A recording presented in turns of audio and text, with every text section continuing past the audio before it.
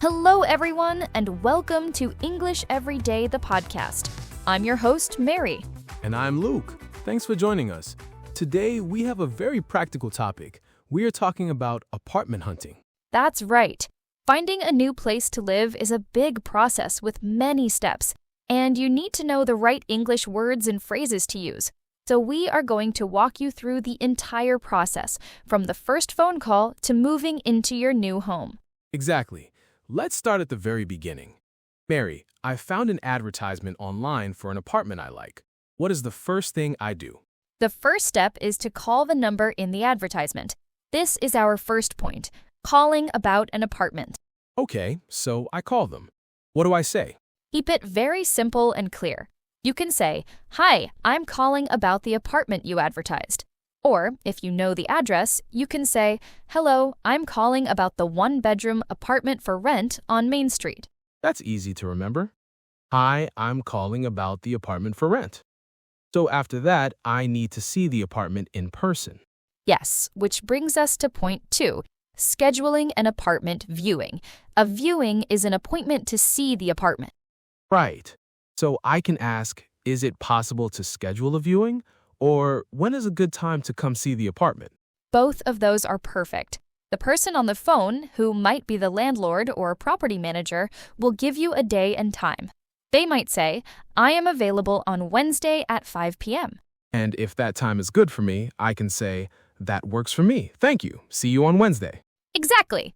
Now, fast forward to Wednesday. You arrive at the building. This is point 3, meeting the landlord. The landlord is the owner of the apartment. Correct. When you meet them, be friendly. Introduce yourself. You can say, "Hi, my name is Mary. I have an appointment to see the apartment at 5 p.m. A smile and a handshake are good. You can also make some small talk, like, it's a beautiful day today, just to be friendly. That's a great idea. First impressions are very important. Now you go inside. This is point 4, touring the apartment. The tour is when you walk through and look at everything. Let's practice the names of the rooms. The main room is the living room. Right. The room for sleeping is the bedroom. The room for cooking is the kitchen. And the room with the toilet and shower is the bathroom. It's important to look at everything carefully. Check the windows, look at the floors, and see how much space there is. That's a great start. I would also suggest checking the water pressure in the shower and sinks. Just turn on the faucet for a few seconds. Also, open and close all the doors and cupboards to make sure they work properly. It shows you are thorough. Okay, you've seen the apartment. Now it's time to ask important questions. Point 5 is a big one, asking about the rent. The most important question. How do I ask about the price? You can ask, "How much is the rent per month?" But it's also very important to ask what the rent price pays for. So you should ask, what is included in the rent? What does included mean here? It means what services are part of the rent price. For example, you should ask if utilities are included. Utilities are things like electricity, water, and heat. Okay, so I can ask, are utilities included? Or is parking included? Perfect questions. This leads us to point 6, talking about the lease. The lease is the rental contract. It's a very important document. I need to know how long the contract is for. Right. You should ask, what is the lease length? Many leases are for 1 year. Some places offer a month-to-month lease, which is more flexible. And what happens after the year is over? That's a great question. You can ask, is the lease renewable? Renewable means you can sign it again for another year. Are there any other specific clauses or rules in the lease I should pay close attention to? Absolutely. You should look for clauses about subletting, which is when you let someone else live in your apartment for a short time. Also, check the rules about guests and how long they can stay. And, very importantly, understand the rules for breaking the lease, which means ending the contract early. Sometimes there are financial penalties for this. Okay, that makes sense. Now, besides the apartment itself, the area around it is also very important. It really is. That's point 7, questions about the neighborhood. The neighborhood is the local area where you live. So I should ask things like, where is the closest grocery store? Or are there any schools or parks nearby? Yes, and you should ask about public transportation. For example, how far is the nearest bus stop? And a very important question is this a safe neighborhood? Right, safety is key. What about if I have an animal like a dog? This brings us to point 8, the pet policy. If you have a pet, you must ask about the pet policy. You can ask simply, are pets allowed? And if they are allowed, are there special rules? Often, yes. You might have to pay a pet deposit, which is extra money. There also might be restrictions, which are rules like no dogs over 20 pounds or cats only. Good to know. Okay, let's talk about the machines in the apartment. This is point 9, laundry and appliances. Appliances are machines like the refrigerator or stove. For laundry, you should ask, is there a washer and dryer in the apartment? Sometimes they are in the building, but not in your apartment. In the kitchen, you can ask, does the kitchen have a dishwasher? And what about for hot and cold weather? Very important. Ask, does the apartment have air conditioning for the summer, and what kind of heating is there for the winter? This is a lot of great information. We've covered the first 9 steps. It is, and before we continue with the next part of our list, we want to ask our listeners for a small favor. If you are finding this podcast helpful, please take a moment to like, share, and subscribe and follow the channel, which helps to put out more videos. It really helps us create more content for you. Thanks for listening. Okay, let's get back to the apartment tour. Mary, what if you see a problem in the apartment? That's our 10th point, reporting problems you notice. During the tour, if you see something is broken, you should say something. Don't be shy. So, if water is dripping from the sink faucet? You can point and say, I notice this faucet is leaky. Or if you see a crack in a window, this window appears to be broken. What about stains on the floor or damage on the walls? You can say, there are some stains on the carpet, or I see some damage to the wall here. Then ask the important follow-up question, will these things be fixed before I move in? That's a very good point. Now, let's talk more about utilities. That's point 11. Right. We said to ask if they're included, but you should also be specific. Ask who is responsible for paying the electricity bill, or do I have to set up my own internet account? So I need to know exactly which bills I will have to pay. Electricity, water, heat, gas, and internet. Exactly. This helps you understand the total cost of living there each month. Now for point 12, parking questions. This is very important if you own a car. Right. You can ask, is a parking spot included? If they say yes, you can ask more. For example, is it assigned parking? An assigned spot means it's your spot only. And what about for friends who visit? Ask, is there any visitor parking? Also ask where the parking is located. Is it underground parking or is it an outdoor parking lot?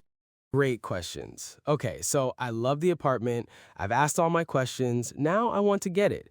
This is where the paperwork starts. It is. Point 13 is understanding the application process.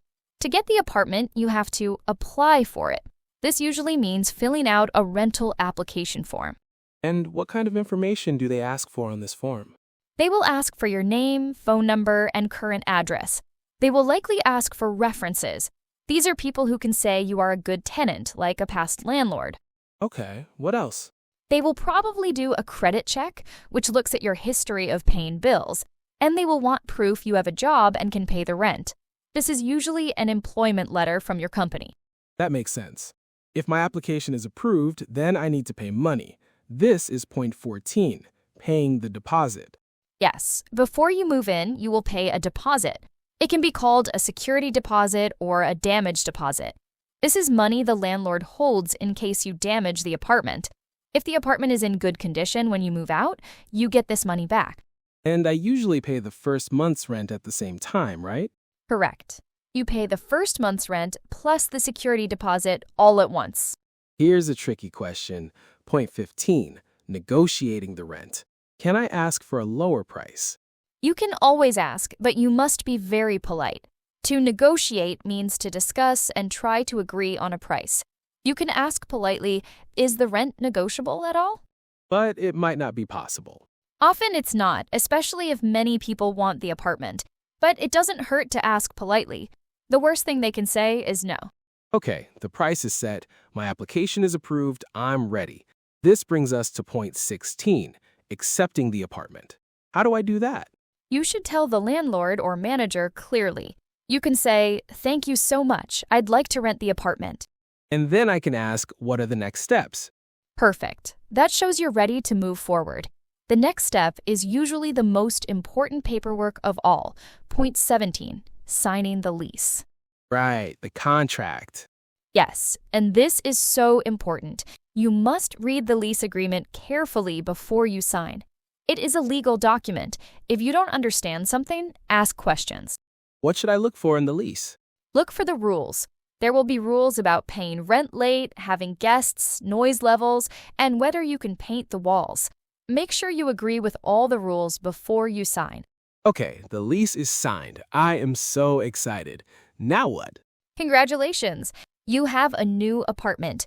Now we get to point 18, moving in. The first thing I need are the keys. I can ask when and where can I pick up the keys? Yes. You should also confirm your official move-in date.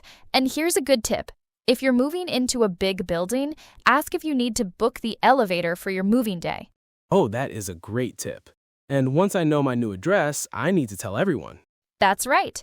Changing your address with the post office, your bank, your work, and your school is very important so you don't miss any important mail. Okay, I'm moved in. My boxes are everywhere. I will probably see the people who live next to me. This is point 19, talking to your new neighbor. It's always nice to be friendly to your neighbors. A simple introduction is perfect. You can say, "Hi, I'm Mary. I just moved into apartment 3C. It's nice to meet you." A smile is always good. And it's important to be a good neighbor, too. Don't play loud music late at night.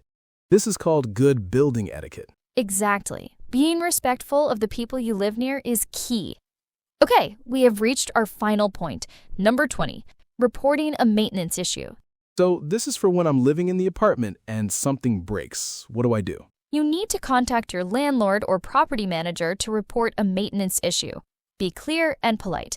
For example, you can call and say, "Hi, this is Mary from apartment 3C. The sink in my kitchen is leaking." Be specific so they know what the problem is. Yes, and then you politely request a repair. You can say, "Could you please send someone to take a look at it?" Or, "When can I expect someone to come fix it?" Wow, that covers everything from the first phone call to the first problem. It really does. Finding an apartment can feel like a big job, but if you take it one step at a time and know the right words to use, you can do it with confidence. That's right. We recommend listening to this episode again and practicing these English phrases. It will help you feel much more prepared. And if you have any topics you want us to talk about, leave a comment for us in the comment section. Thank you all for joining us on English Every Day, the podcast. We hope this episode was helpful for you. Goodbye for now. Bye, everyone.